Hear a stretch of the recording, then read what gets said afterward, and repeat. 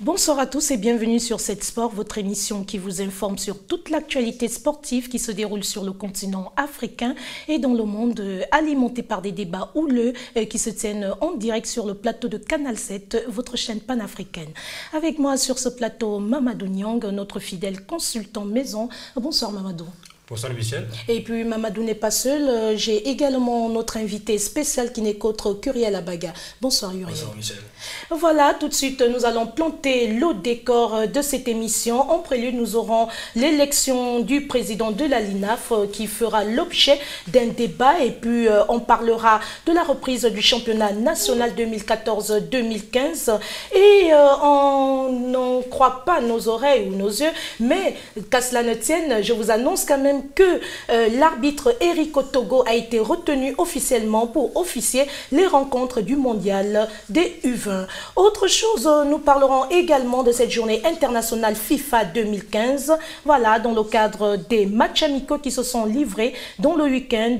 Et puis, nous allons chuter avec Focus Sport, le portrait du sélectionneur Alain Giresse est de mise aujourd'hui. Championnat d'Europe ou alors du côté de l'Europe, nous parlerons de l'élection de l'UEFA. Oui, Michel Platini, autant pour moi, succède à lui-même. Et puis, Vide Club, le président du FC Barcelone a été placé en garde à vue pour affaire du transfert du joueur brésilien Neymar. Voilà.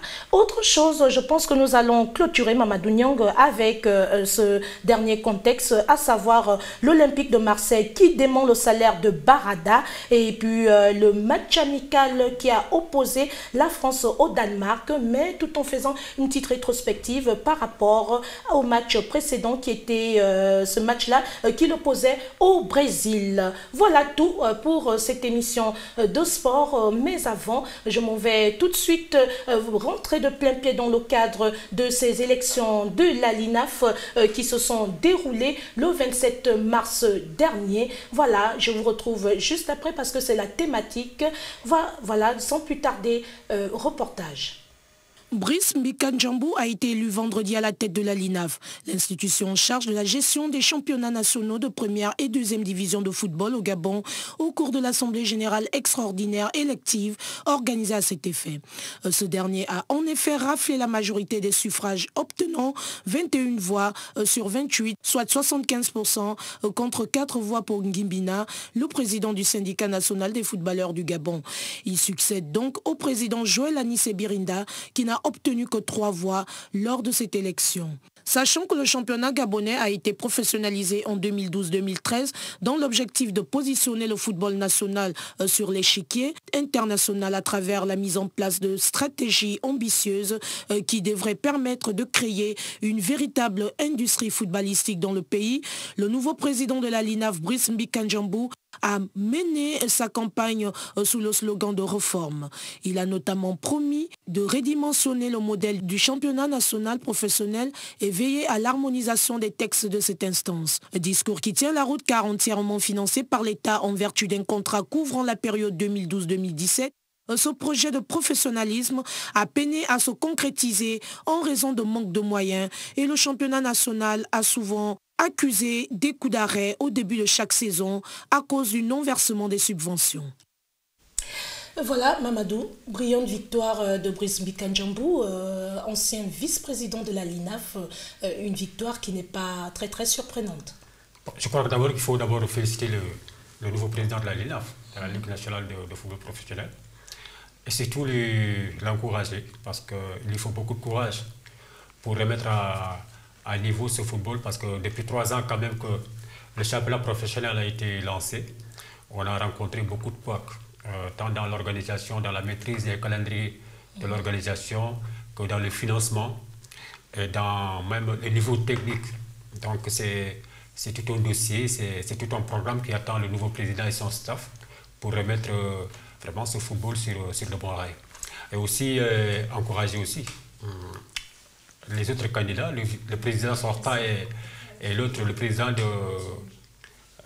l'association des footballeurs professionnels du Gabon, bon, qui ont été sur le plateau également pour se présenter leur candidature. Ils n'ont pas démérité simplement parce que les électeurs ont eu beaucoup plus de confiance, ont accordé leur confiance à Brice, pensant certainement qu'il pourrait mieux faire que les autres. Donc, courage à tout le monde, et qu'ils acceptent de revenir, de venir travailler autour du président et de son staff pour faire progresser le football gabonais. Mamadou, situation assez surprenante en ce qui concerne le classement dans cette élection. On aurait cru que juste après Brice Mbika, quand même, le président sortant pouvait au moins suivre dans les votes parce que Brice Mbika passe avec 26 voix sur 28 avec 75% de suffrages exprimés alors que malheureusement le président sortant s'en sort avec 3 voix. Pourquoi? Et c'est finalement l'ancien footballeur qui va suivre Brice Mbika avec 4 voix. Est-ce que ça veut dire que le président sortant n'était plus tout à fait crédible aux yeux de ses électeurs? Ben, ça se voit au résultat. Ça se voit au résultat. Sur le nombre d'électeurs, il n'a recueilli que 3 voix. Ça veut dire qu'il n'avait plus la confiance des dirigeants, des dirigeants du football, des clubs de D1 et de D2. Donc c'est tout à fait normal aussi que celui qui vient, qui est un peu nouveau, puisse peut-être grappiller quelques points, mais ne serait-ce qu'une voix de plus. Donc il n'y a pas de secret à ça, c'est peut-être le résultat de son travail, de son bilan, qui a fait qu'il s'est classé 3e. Uriel Abaga? Je crois que Mamadou a quasiment fait le tour parce que le président sortant, M. Birinda, soit 3e, c'est-à-dire dernier de cette élection, c'est la preuve que les dirigeants du football gabonais, les présidents des clubs de première et de deuxième division ne se reconnaissent certainement plus dans ces dirigeants-là et que son bilan n'a pas satisfait tous ces présidents de clubs. Donc je crois que le footballeur qui prend la 2e place et le nouveau président de la LINAF, M. Mbika, juste d'un capital de sympathie par rapport à leur pseudo-nouveauté dans le domaine. Et c'est quasiment le bilan de Birinda qui le discrédite parce que je ne crois pas qu'il est satisfait tous les... Et moi, je pense que même, tous les présidents. Certains pourraient dire qu'il est comptable du bilan aussi du président.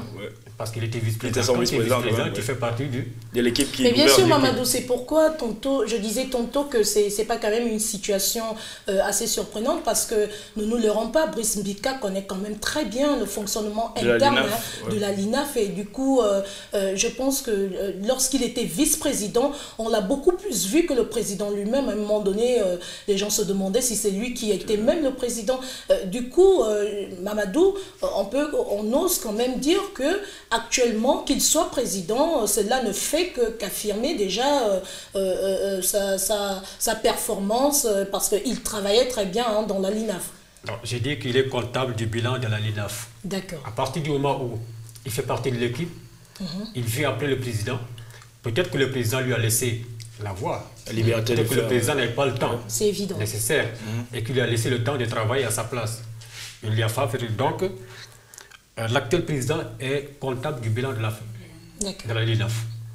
Maintenant, pourquoi les électeurs lui ont préféré à la place de bilan, ça c'est un autre débat. C'est eux qui savent pourquoi ils ont choisi le vice-président à la place du président. Mais le bilan, c'est le bilan de tous les staffs de la LINAF jusqu'à présent. Donc le vice-président qui devient président aujourd'hui est convaincant quand même.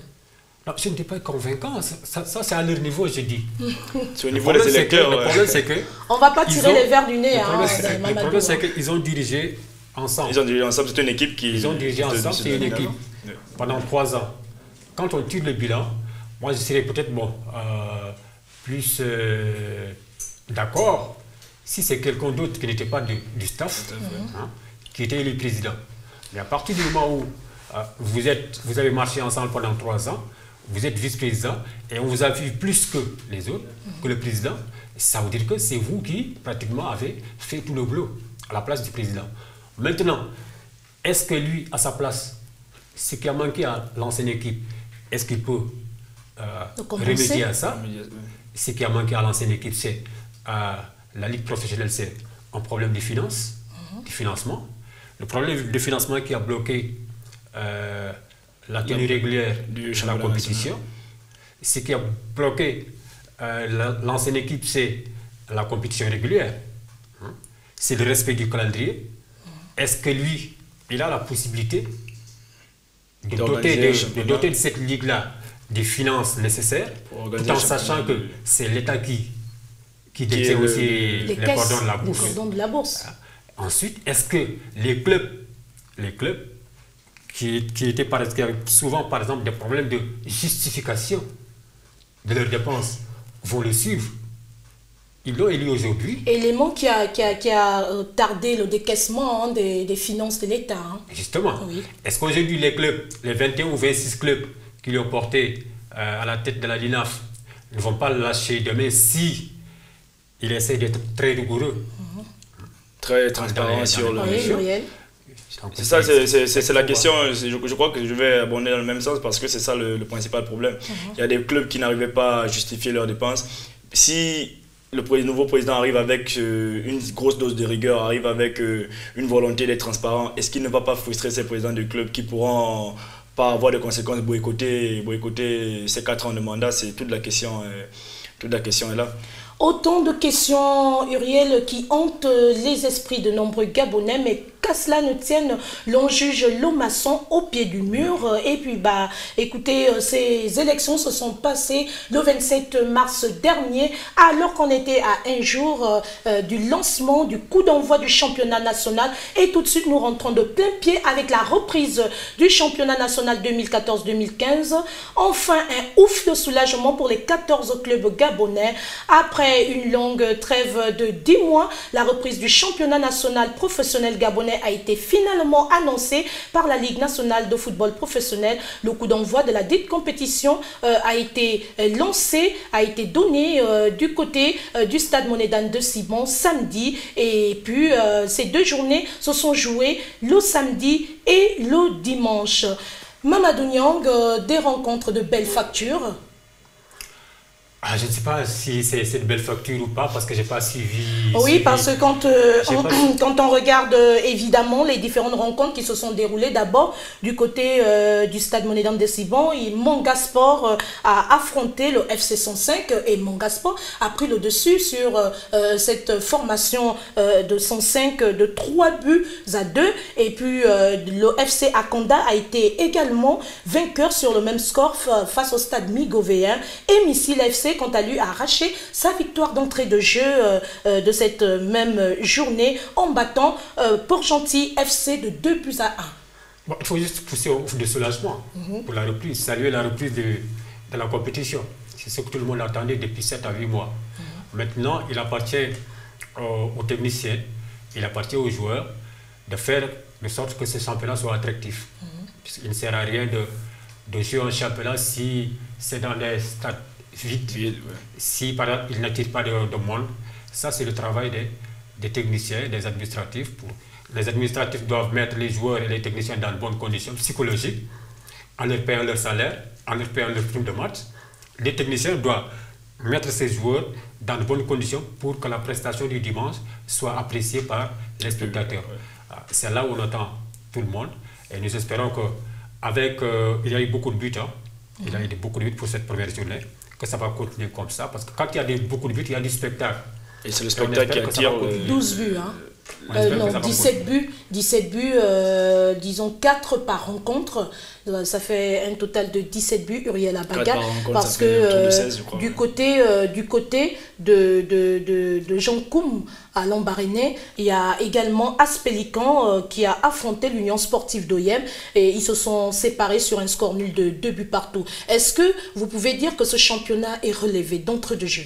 Mais nous ne sommes qu'à la première journée, donc on ne peut pas juger du niveau je vais parler des forces en présence. Les forces en présence, mais les forces en présence, elles sont quasiment les mêmes. Je salue au passage le retour du FC 105 en première division parce que ce club-là, il faut qu'on se le dise, nous a manqué. C'est un club historique du championnat gabonais. Et revenir en première division, affronter à son premier match Mangasport, ça constitue un classique parce que FC 105 Mangasport, forcément, à l'époque, ça drainait du monde. Un véritable duel. Ça drainait du monde dans les stades et ça a accouché du spectacle spectacle qu'on attendait au niveau des buts parce que je crois que 5 buts ont été marqués dans ce match. Angers Sport l'a emporté. On ne peut pas juger du niveau de la compétition à la première journée. Les jambes sont encore lourdes. Les gars reviennent des vacances et de mois de préparation physique. Donc je crois que c'est à partir de la 5e, 10e journée qu'on pourra voir se dessiner la vraie configuration de ces championnats. Oui, Uriel Abaga, juste après ces différentes rencontres, on a donné la parole évidemment aux différents entraîneurs et joueurs. Tout de suite, nous allons suivre la première interview. C'est des consignes, mais vous savez que quand un match se déroule, il y a souvent parfois des changements qui s'opèrent au cours du match, dans le match même, par les joueurs. Je pense que ils se sont certainement entendus parce qu'après j'ai posé la question. C'est pas des consignes, mais c'est que dans un match, il y a toujours des choses comme ça. Les joueurs ne sont pas en reste, eux aussi ils ont donné leur point de vue concernant cette rencontre. Suivez. Sans compétir, donc forcément il y aura beaucoup de manquements dans l'examination, dans les schémas et autres. Je pense qu'aussi aujourd'hui nous avions vu l'agréable surprise de jouer contre une bonne équipe. C'est vrai qu'elle c'est une équipe qui revient de la vie professionnelle, mais elle nous a surpris agréablement et nous a posé le problème. Donc finalement, on n'a pas pu mettre en place vraiment ce qu'on a voulu. L'essentiel c'était d'avoir ces 3 points. Rectifier de vous-même, c'est évidemment un autre entraîneur qui a intervenu et je pense que c'est du côté du club 105, voilà. Et il faut quand même dire, Mamadou Niang, que dans toute compétition, il y a un perdant et un gagnant. Et du coup, il faut tout justement relancer les débats quand on a subi une défaite ou voilà quoi, quand on a été face à une défaite. Moi, je crois qu'on est encore en début de compétition. En fait, les équipes ne sont pas encore mises en place, elles ne sont pas encore dans une forme optimale pour aller chercher des victoires très importantes. Mais il est quand même important déjà d'arracher quelques points pour assurer ses arrières. Oui, bien sûr. Il est toujours important de gagner, d'avoir les 3 points ou bien 1 point au départ. Mais également, il ne faut pas se décourager quand on démarre par une défaite. On a vu des équipes démarrer par une défaite ou 2 défaites et puis gagner le champion. L'essentiel, c'est de rectifier, de voir là où ça cloche pour améliorer l'équipe au fil des compétitions. Uriel Abaga. Je crois que comme Mamadou le dit, et comme je l'ai dit il y a quelques secondes, on ne va pas se fier sur la première journée pour donner nos pronostics. Je me souviens quelques saisons en arrière, l'USB a commencé, l'Union Sportive de Bitam a commencé le championnat avec des points en moins. Oui. Et je crois 5 défaites, autour de 5 défaites, mais ils ont quand même pu terminer deuxième du championnat derrière Mounana, si je me rappelle bien. Donc on ne peut pas juger de l'issue du championnat à la première journée. Qu'on attend au moins la 10e, 15e journée pour voir ce qui va se dessiner, quelles conclusions nous pourrons tirer. Bien sûr, Uriel Abaga, oui. L'avantage aussi, c'est peut-être les équipes africaines.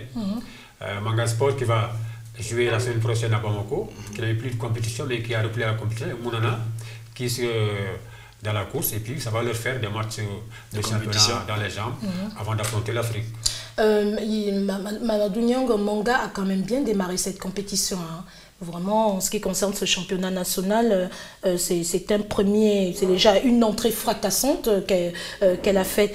Bon, à noter qu'en ce qui concerne cette première journée, il y a quand même 2 rencontres qui ont été reportées, à savoir la rencontre opposant l'Union Sportive de Bitam au CF Mounana, suite au déplacement de cette formation mounanaise qui se déportait du côté de la Zambie, et puis une autre rencontre, celle-là d'Ombi-Lanziami, au centre Mberi Sportif. Donc ces 2 équipes vont par contre s'affronter le mercredi, je crois dans 2 jours. Dans 2 jours, oui. Ces deux grandes équipes vont s'expliquer. Et quant à ce qui concerne la rencontre opposant le CF Mounana à l'Union Sportive de Bitam, elle a été tout simplement reportée pour une date ultérieure. Et puis Uriel Abaga, il faut retenir aussi que nous allons poursuivre la 2e journée le week-end prochain, Mamadou Niang, et ça va encore être des grandes rencontres, des rencontres de grandes factures, de belles factures, et évidemment des duels de choc. Voilà.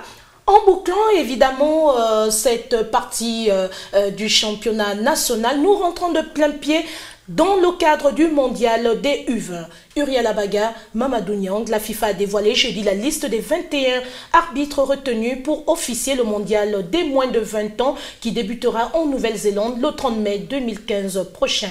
3 sifflets du continent ont été sélectionnés. Il s'agit du Gabonais Eric Otogo Castanet, du Seychellois Bernard Camille et de l'Égyptien Jed Grisha.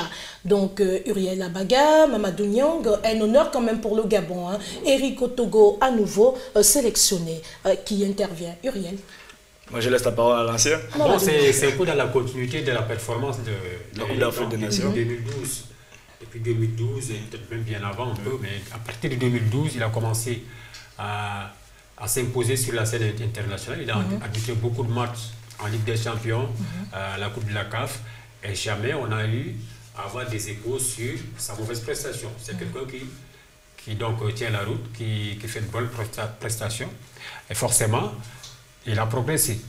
La dernière Coupe d'Afrique, il a arbitré et dans sa progression, donc c'est tout à fait normal qu'on lui confie le sifflet au niveau mondial. Et là, c'est tout un honneur aussi pour l'arbitrage gabonais qui a connu de très grands arbitres à la personne de M. Diramba, de M. Mungengui et tant d'autres. Uriel Abaga, une fierté, comme je le disais tantôt, pour le Gabon. On se souvient que Eric Otogo avait arbitré le match senior, la CAN 2015, et à l'occurrence la demi-finale. On dit c'est une fierté pour le Gabon. Oui, c'est une fierté, mais je ne vais pas parler de consécration, parce que la consécration serait arbitrée à la Coupe du Monde des grands, la Coupe du Monde senior. Comme Amadou, je vais plus parler de continuité de l'œuvre qu'il a commencé, des actions, des performances qu'il a depuis quelques années, parce que pour ceux qui ne connaissaient pas Eric Otogo Castanet, l'ont découvert à la CAN 2015. Un homme très serein. Très serein, parce que arbitrer cette demi-finale Guinée-Équatoriale-Ghana, qui a été interrompue et où il y a eu des actions, il fallait vraiment un homme à poigne pour terminer cette rencontre-là. Donc je crois que c'est en quelque sorte la récompense c'est une sorte de récompense, de reconnaissance de la FIFA qui met sa confiance en ce Gabonais et en d'autres arbitres africains qui sont quand même un peu plus expérimentés que lui. Ils reconnaissent le talent, les performances des arbitres du continent noir. Et je crois qu'il va continuer sur cette lancée lors du mondial des juniors en mai prochain. Alors c'est juste pour dire que nos encouragements à Eric et aux autres arbitres africains qui vont représenter tout un continent. Parce qu'à partir du moment où tu sors, tu n'es plus arbitre gabonais ou bien sénégalais. Et c'est quand même une compétition de haut niveau, très relevée. Un arbitre international. Tu es un arbitre africain, donc tu représentes tout un continent. Nous espérons simplement qu'ils feront le maximum pour aussi également hisser très haut le niveau du drapeau du continent africain. Bonne chance à ces ambassadeurs africains. Et puis tout de suite, nous rentrons cette fois avec la journée internationale FIFA 2015. Dans le cadre de la journée FIFA, le Gabon a disputé le mercredi 27 mars à Beauvais en France le match amical l'opposant au Mali. Rencontre qui a tourné en faveur des Panthères du Gabon qui ont battu difficilement les Aigles du Mali sur un score très serré de 4-3. Il faut également relever que dans la même foulée, plusieurs autres matchs se sont disputés au cours de cette même journée FIFA du 27 mars. Suivez et toute la synthèse dans ce reportage. En match amical international comptant pour la préparation des éliminatoires de la CAN 2017 et du Mondial 2018, les Panthères du Gabon l'ont emporté face aux Aigles du Mali 4-3 le mercredi 25 mars 2015 à Beauvais, en France, avec un doublé de Pierre-Emerick Aubameyang. Bien que le Mali ait lancé les débats en ouvrant le score dans cette rencontre avec les belles réalisations du Bassier, Diakité, Ouagué et l'ancien stéphanois Sako qui ont bien marqué du côté malien, le Gabon a très vite égalisé par le biais de Malik Evouna qui a profité d'un bon travail sur le côté droit d'André Biogopoko. À la pause, les deux équipes se neutralisent. Dès le retour des vestiaires, le Mali reprend l'avantage grâce à une nouvelle fois à Ouagué. Mais malheureusement, l'arrière-garde des Aigles se fait surprendre et commet une faute. Le Gabon finit donc par prendre l'avantage dans ce match grâce au but marqué sur pénalty par le capitaine des Panthères Pierre-Emerick Aubameyang à la 65e minute. Bien qu'ayant manqué un pénalty comme tout grand footballeur dans cette épreuve, ce dernier offrira ensuite un beau spectacle au public gabonais en inscrivant un doublé en deuxième mi-temps Score final, 4-3 en faveur de Pierre-Emerick Aubameyang et ses coéquipiers. La défaite malienne a donc douché le retour d'Alain Giresse à la tête de la sélection malienne après un détour au Sénégal où son passage n'a pas été aussi glorieux. Les prochaines sorties des deux équipes sont prévues pour le week-end prochain. Le 30 mars 2015 prochain, la sélection nationale gabonaise sera à Antalya en Turquie pour une confrontation amicale avec la formation de Biélorussie. Dans l'autre tableau, l'Afrique du Sud a battu la Swaziland 3-1 en match amical mercredi à Lobamba. Nous sommes revenus expressément sur cette rencontre, Mamadou, pour nous focaliser éventuellement sur le Gabon qui est en pleine journée FIFA, parce que le Gabon est parti déjà rencontrer dans un premier temps cette première équipe. Comment jugez-vous le niveau de jeu de l'équipe gabonaise? D'abord, la première remarque, c'est qu'il y a beaucoup de buts. Quand on match, il y a 7 buts, 4 buts à 3. On dit, quand on lit ce match, on se dit que sur le côté offensif, ça va bien, parce que l'équipe a pu mettre 4 buts. Oui. Mais il y a des problèmes sur le plan défensif, parce que quand il y a encaissé également 3 buts, c'est qu'il y a des problèmes. Mais ils sont en préparation. C'est une reprise. Après la CAN 2015, l'entraîneur a repris certains joueurs, il a injecté d'autres joueurs. Il est en train de remettre tout en place pour préparer les prochaines éliminatoires de la prochaine Coupe d'Afrique. Donc c'est de bon augure et puis c'est encourageant également de démarrer les préparations par une victoire. Analyse de ce match, juste pour tirer quelques enseignements, Mamadou Niang, parce que le Gabon a un autre match aujourd'hui. Le Gabon joue contre un autre pays. Ils ont joué autour de 13h, heure du Gabon. Voilà.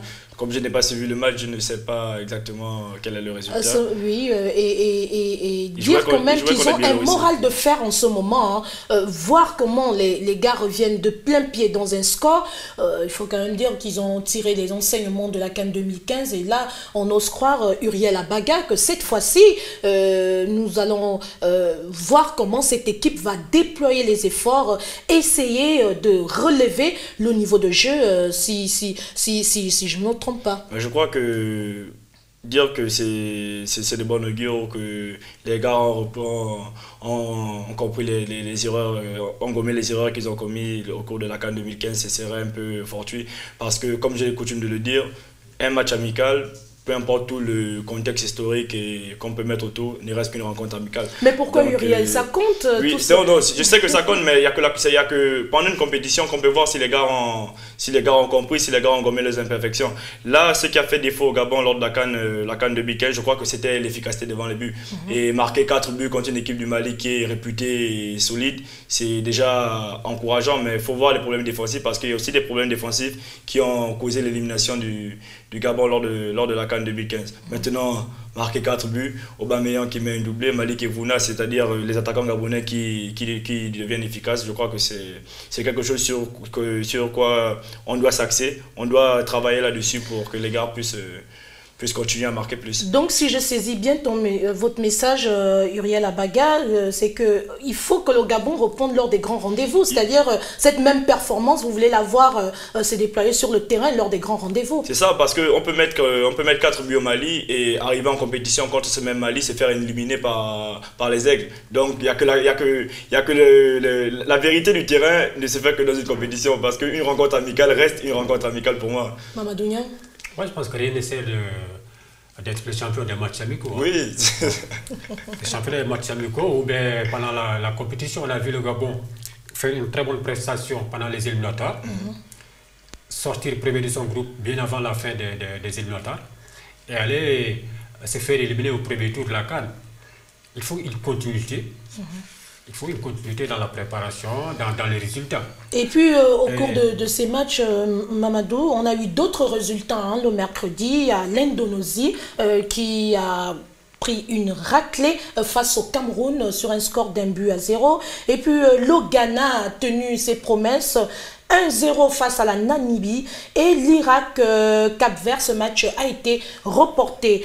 Parlons maintenant des autres équipes africaines telles que le Nigeria. Voilà. On a le Nigeria également qui a fléchi face à l'Ouganda, l'Afrique du Sud qui a pris le dessus face à la Swaziland, Burundi, Maurice, 2 buts partout, Botswana 2-0 face au Lesotho, et puis on a le Mali qui aussi de plein pied dans cette compétition.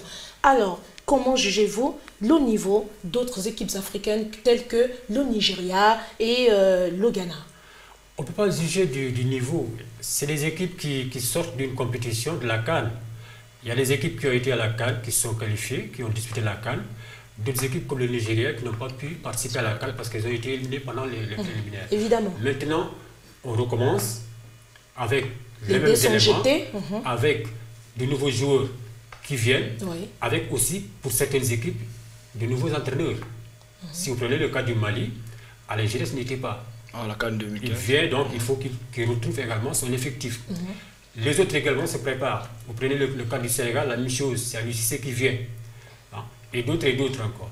Donc, c'est des matchs qui servent de préparation pour la compétition officielle. Et c'est de bon augure. Ensuite, c'est des matchs également qui permettent, leur importance, c'est que ça vous permet également de gagner des points FIFA, classement FIFA.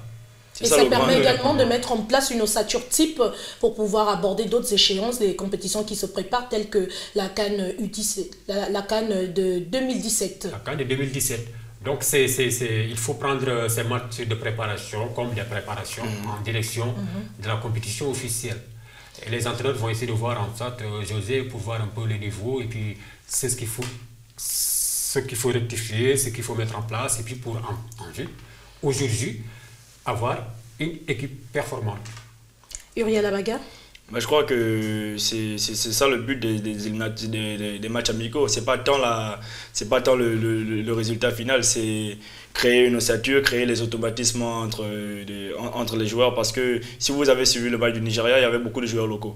Donc les intégrer déjà en sélection nationale, leur apprendre à s'entendre avec les joueurs professionnels qui viennent des grands clubs comme Jean-Obi Mikel qui joue à Chelsea et comme d'autres Nigérians. Et c'était aussi un essai, une première pour beaucoup d'entraîneurs comme Aliou Cissé, qui est nouvel entraîneur du Sénégal et qui a réussi à s'imposer contre le Ghana, qui est quand même finaliste de la dernière Coupe d'Afrique des Nations, parce que le Sénégal a gagné 2-1 contre le Ghana.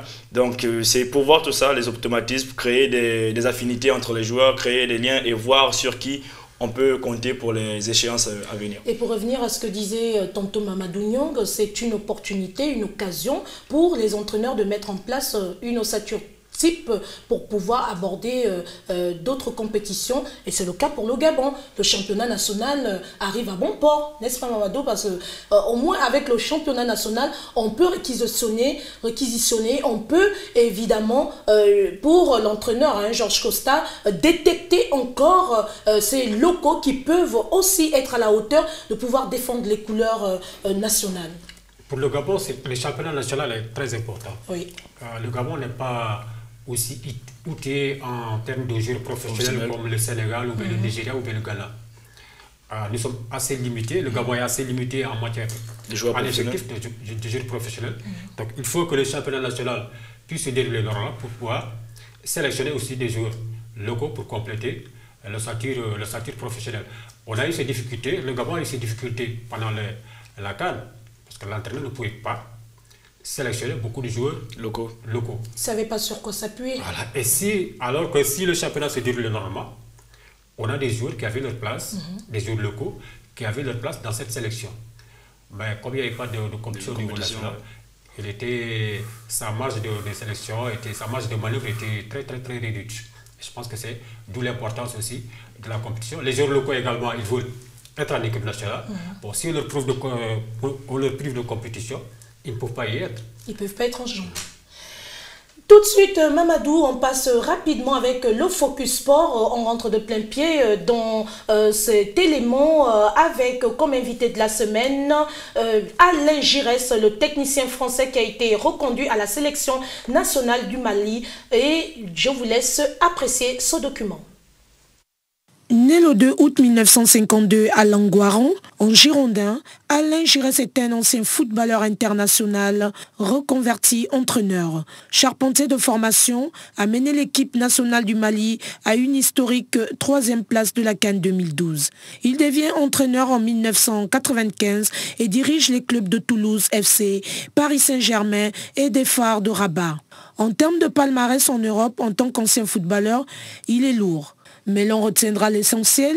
Alain Giresse, le technicien, a été vainqueur de l'Euro 1984, 3e de la Coupe du Monde 1986, 4e de la Coupe du Monde 1982, vainqueur de la Coupe intercontinentale des Nations en 1985, international français, sélectionné avec 6 buts entre 1974 et 1986, dont une fois capitaine pour un ratio de 30 victoires, 10 nuls et 10 défaites.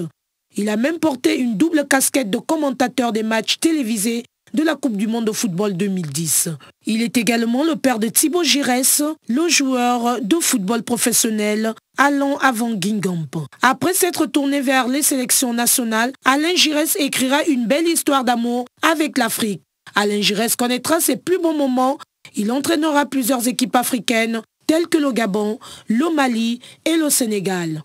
Parlant de son palmarès en tant qu'entraîneur, il fut vainqueur de la Coupe du Trône en 2003 avec les Phares de Rabat, vainqueur du Trophée des Champions en 1998 avec le Paris Saint-Germain, vice-champion de France de Division 2 en 1997, 3e de la Coupe d'Afrique des Nations en 2012 avec le Mali. Aujourd'hui, Alain Giresse est de nouveau sélectionneur du Mali. Le technicien français parti du Sénégal à la fin de la CAN 2015 revient dans un pays qu'il connaît très bien.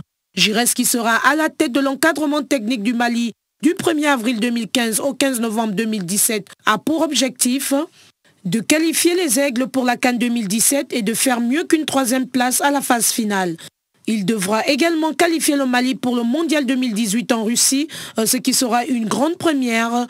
Giresse, âgé de 62 ans, effectue son retour comme sélectionneur du Mali, qu'il avait déjà dirigé de 2010 à 2012 avec une 3e place lors de la CAN 2012. Il remplace à la tête des Aigles le franco-polonais Henri Kasperzak. Et vivement que ces objectifs soient atteints. Michel Platini, du côté de l'UEFA, à présent, on parle là de l'élection. Michel Platini succède à lui-même, le président sortant de l'UEFA, champion d'Europe de 1984, en tant que meneur de jeu de l'équipe de France, a remporté le 3e mandat à l'âge de 59 ans. L'élection à la présidence de l'UEFA a eu lieu le mardi 24 mars à Vienne. Reportage. Incroyable mais vrai. Michel Platini succède à lui-même.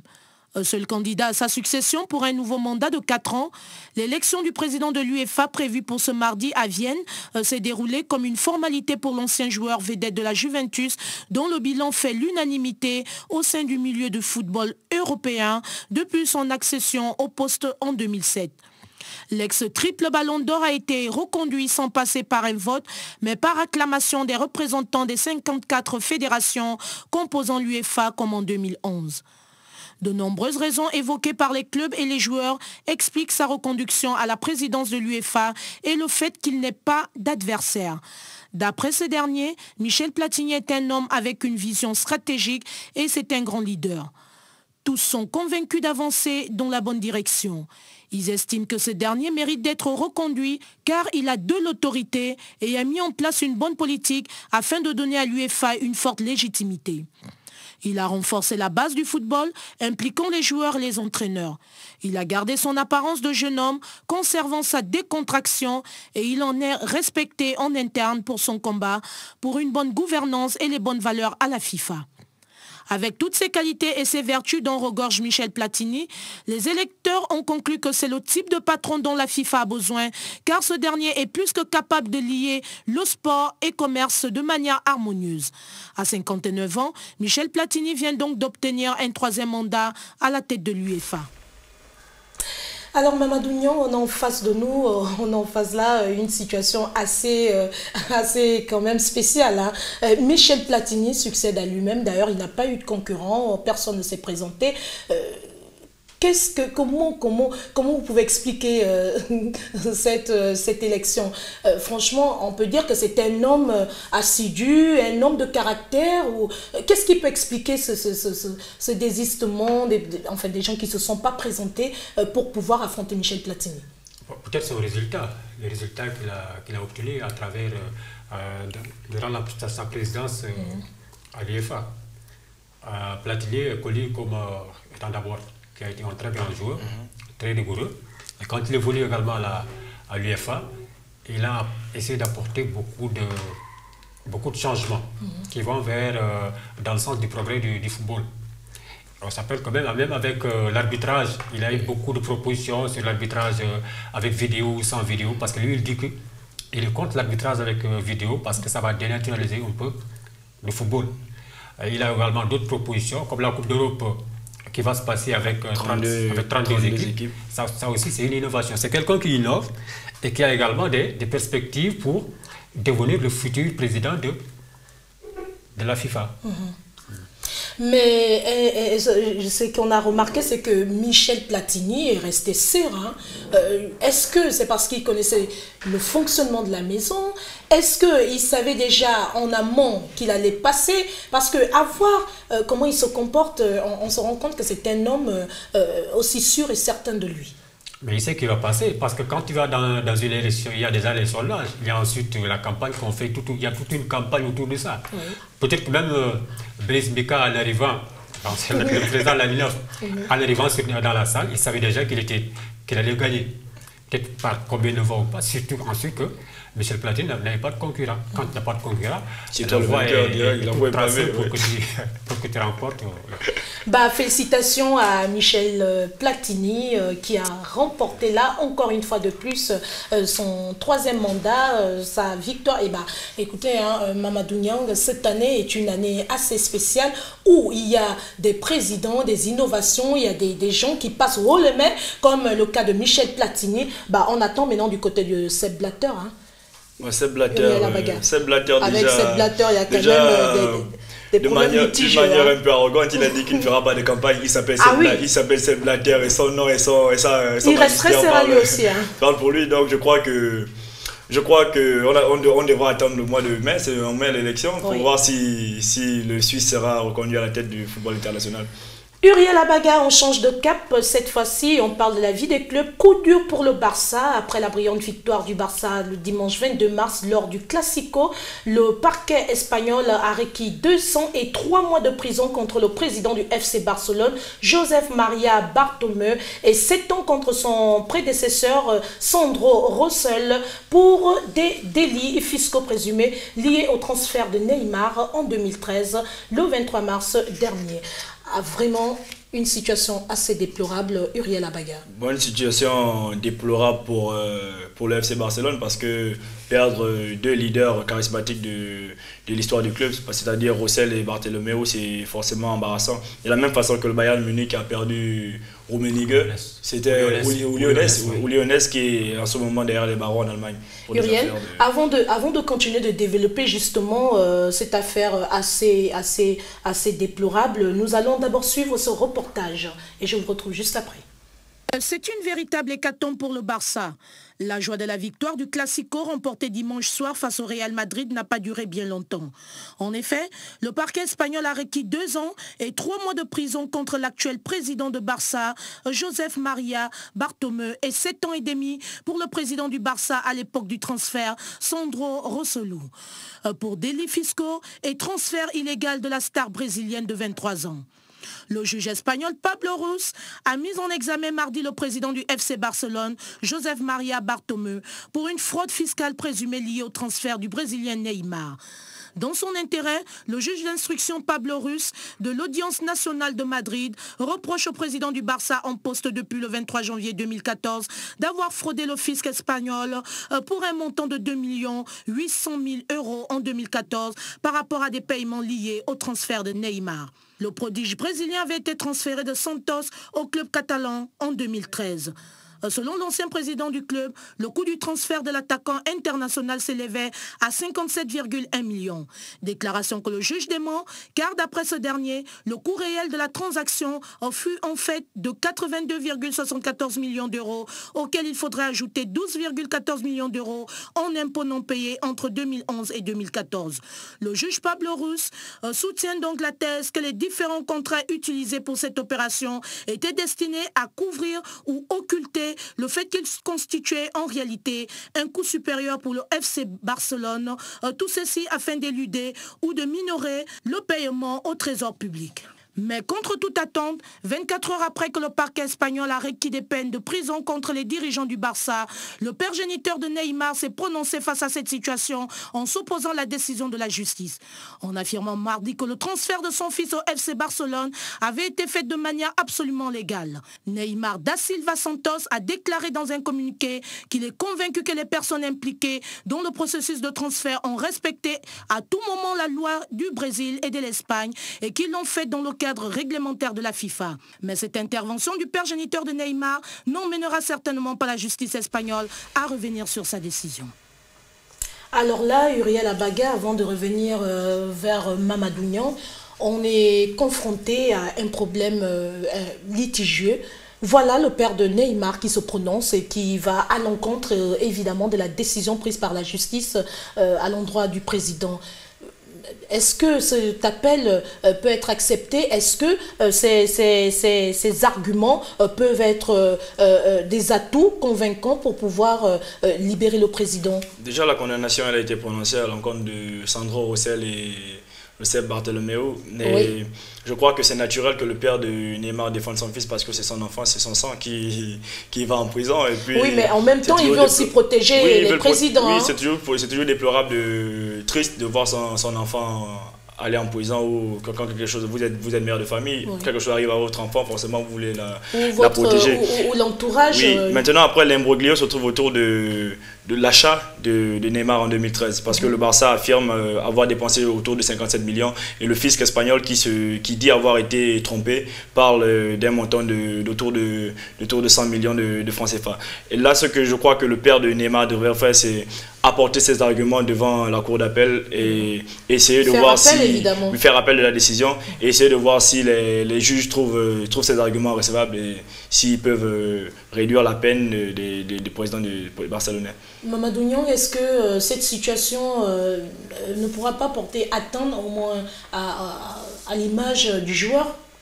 Non, je ne pense pas parce que c'est des affaires qu'on retrouve dans le monde sportif. Hein. Dans le monde professionnel, ça n'a pas commencé par Neymar et ça ne va pas finir par s'achever avec Neymar. Donc ce sont des situations qui se vivent au quotidien. Qui se vivent au quotidien parce qu'il y a tellement de monde autour du football, il y a beaucoup d'argent, il y a beaucoup d'enjeux qui font que parfois tu ne peux pas tout maîtriser. Donc maintenant que l'affaire est à la justice, c'est argument contre argument. Chacun amène ses arguments. Ils pourront peut-être même trouver des arrangements. Ça a été le cas de Messi. Oui. Quand il a été incriminé, ils ont trouvé des arrangements pour qu'il paye. Bon, ça peut être la même chose aussi avec ses présidents. Mais comme c'est des choses qui ne sont pas, qui ne s'expriment personne, ils pourront entre eux trouver les solutions pour aboutir à un résultat qui puisse arranger tout le monde. Voilà, pour un terrain d'entente, pourquoi pas arranger à l'amiable. Ouais. Pour éviter, évidemment... Comme on le dit, je continue à rendre justice, un mauvais arrangement est meilleur qu'un bon procès. Donc s'ils peuvent trouver un terrain d'entente, voilà. Une plateforme, ce serait beaucoup mieux. Uriel Abaga, on poursuit toujours avec la vie des clubs. Cette fois, est-ce que le journal France Football aurait menti sur le salaire d'Abdelaziz Barada alors que le journal aurait publié dans son édition hebdomadaire que le joueur marocain est le mieux payé de l'Olympique de Marseille à travers un classement des salaires en France qui a surpris plus d'une personne, une information qui a affolé la toile. De l'autre côté, le club dément. Uriel Abaga. Mais je crois que forcément pour tout fan de football ou tout responsable de foot, c'est surprenant qu'on dise que Abdelaziz Barada touche 5,4 millions d'euros et qu'il est le mieux payé du Paris Saint-Germain, quand on sait que c'est un joueur qui ne joue pas régulièrement, quand on sait qu'il y a des André-Pierre Gignac qui sont beaucoup plus importants, Nicolas Nkoulou, Steve Mandanda qui sont beaucoup plus ancrés dans la vie du club, André Ayou depuis plusieurs années, dire que Barada est le mieux payé de ce club, déjà c'est un peu surprenant, ça surprend tout le monde et je crois que c'est la raison pour laquelle le club de Marseille s'est aussitôt empressé de démentir l'information et ils ont par la même occasion démenti le salaire de Batshuayi, le salaire de Gignac et le salaire de, je crois, Romain Alessandrini pour remettre tout à plat et ne pas penser qu'on paye indûment un salaire élevé à un joueur qui ne compte pas vraiment dans le collectif. Mais Uriel Abaga, est-ce que ce ne serait pas aussi une façon de faire une contre-campagne contre ce joueur? Est-ce qu'il a des bons rapports avec son club? Déjà, Barada est arrivé un peu comme annoncé comme une sensation pour l'Olympique de Marseille. Je crois que c'est en début de saison. Abdelaziz Barada est arrivé, on lui promettait un temps de jeu, on lui promettait beaucoup de choses. Mais après, dans la configuration de Marcelo Bielsa, il s'est retrouvé à faire jouer régulièrement au milieu de terrain Romao, à faire jouer Mboula et même parfois Lemina à la place de Barada. Donc je crois que il fallait le faire, dire à la presse que vous êtes certainement trompé, mais après, bon, il faut toujours le prouver. On ne sait pas exactement quels sont les émoluments de Barada.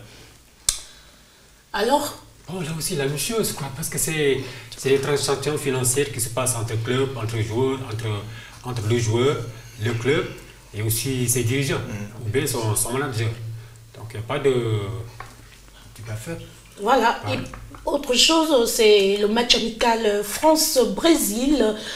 On change de cap et cette fois, on parle de cette belle sortie brésilienne au Stade de France. Les Bleus ont fléchi face à la Seleção jeudi 26 mars soir lors de leur premier match amical. Malmenée par une solide équipe du Brésil, l'équipe de France a été battue au Stade de France en s'inclinant sur un score de 3-1 face au Brésil venu prendre part à cette revanche. Les Bleus avaient pourtant ouvert le score par Varane, mais ils ont ensuite bu la tasse. Reportage. L'équipe de France n'a pas tenu le choc face au Brésil de Neymar pour sa rentrée en 2015, subissant une sévère défaite de 3-1, sa première depuis le Mondial 2014, jeudi en amical au Stade de France. Les Bleus sont tombés sur une Seleção revanchard et bien décidés à tourner la page de sa Coupe du Monde, où ils avaient essuyé un revers de 7-1 concédé en demi-finale contre l'Allemagne. Le coup est rude pour Didier Deschamps et sa troupe qui avait jusqu'ici réussi un sans faute sur la route de l'Euro 2016 organisé à la maison. On a 2-3 occasions pour pouvoir revenir et malheureusement on prend ce troisième sur coup de pied arrêté. Donc il y a eu de bonnes choses. Après on a une équipe de haut niveau qui a un objectif qui est proche pour elle puisque c'est au mois de juin. Je répète, on a fait de bonnes choses mais c'est à travers la difficulté parce qu'on en a eu ce soir de par la qualité de l'adversaire aussi. Il y a encore pour nous à progresser, bien évidemment. Privé de plusieurs titulaires tels que Lloris, Pogba, Cabaye, Debuchy et ayant problème de milieu de terrain, l'équipe de France n'a pas longtemps fait illusion sur le plan technique et son entrejeu expérimental n'a pas tenu la route. C'est surtout l'absence de Paul Pogba, blessé à la cuisse, qui a été la plus préjudiciable pour les Bleus, car plusieurs manquements se sont fait ressentir sur le terrain. Mais malgré cette première victoire du Brésil, l'entraîneur reste tout de même modeste et réaliste. Ça fait toujours plaisir de gagner, surtout devant ce public-là. On a fait un bon match, on a été compact, on a mis de la vitesse dans notre jeu et on a eu une bonne possession de balle. Après, on a fait des erreurs, des fautes évitables, parce qu'on sait que les Français sont forts sur coup de pied arrêté. Mais une fois qu'on a rectifié cela, on a retrouvé un équilibre dans le jeu et c'est ce qui nous a permis de gagner. Voltou ao équilibre. Les Bleus vont désormais revenir à l'ordinaire de leur préparation avec un amical dimanche face au Danemark à Saint-Étienne. L'objectif sera simple, effacer au plus vite cette cruelle déconvenue pour garder le moral haut sur la route du championnat d'Europe. Bah écoutez, la formation française a pris sa revanche hier soir en face du Danemark. Donc ils ont pris le dessus sur un score de 2-0. Je pense que le discours de Didier Deschamps est très bien passé. Mamadou Niang, un dernier mot très rapidement avant de nous séparer. Uriel Abaga. Disons que c'est une bonne chose pour la France d'avoir repris au pot du poids de la bête après sa défaite contre le Brésil. Oui. Deschamps espère continuer sur cette lancée pour mieux préparer 2016. Uriel? Je crois que le match contre le Danemark a surtout permis à Didier Deschamps de faire tourner son effectif. Contrairement au match contre le Brésil, beaucoup de remplaçants sont entrés dans l'équipe et ils ont pu montrer qu'on pouvait compter sur eux pour les prochaines échéances. Vivement que cette équipe poursuive dans ce cadre des matchs amicaux et qu'elle fournisse des très bons résultats. Voilà, c'est la fin de cette émission 7 Sport. Un dernier tour de table a été fait. Écoutez, merci à toute l'équipe technique et vous aussi, chers téléspectateurs, de nous avoir suivis et d'avoir choisi notre chaîne Canal 7, la chaîne panafricaine. Au revoir et à lundi.